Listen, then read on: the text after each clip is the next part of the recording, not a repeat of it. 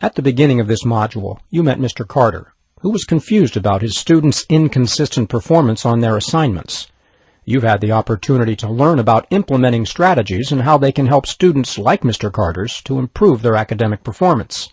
Strategies help students perform tasks more quickly and efficiently.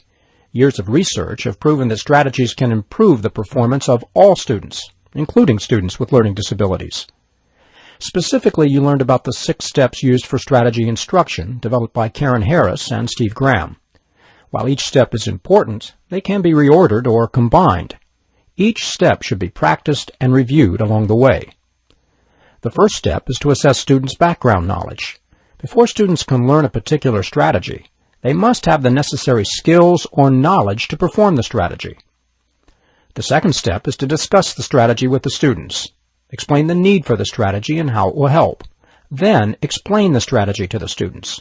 Show them the steps of the strategy and when and how it will be used. It's critical in strategy instruction for the teacher to model the strategy for the students. In this step, the teacher will help the students to understand the thought processes involved in using the strategy and why the steps of a strategy are performed. Effective modeling can demonstrate for students how to become more engaged learners and thinkers. Students must also master the strategy. They must memorize the steps as well as the action that is performed for each step. Students can practice quizzing each other, or they might even play a game that helps them commit the strategy to memory.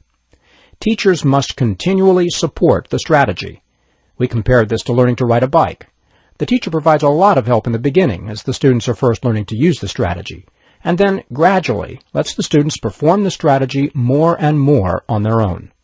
Finally, students will perform the strategy independently. But it's important at this stage that the teacher continue to monitor students' performance to make sure it's being used correctly and is helping students do their work better. You've learned a great deal about strategy instruction in this module. You're ready now to help students, like the students in Mr. Carter's classroom, to improve their academic performance.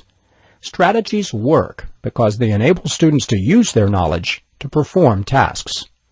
One student with a learning disability once said, "Of course now I can write a story. Someone showed me how."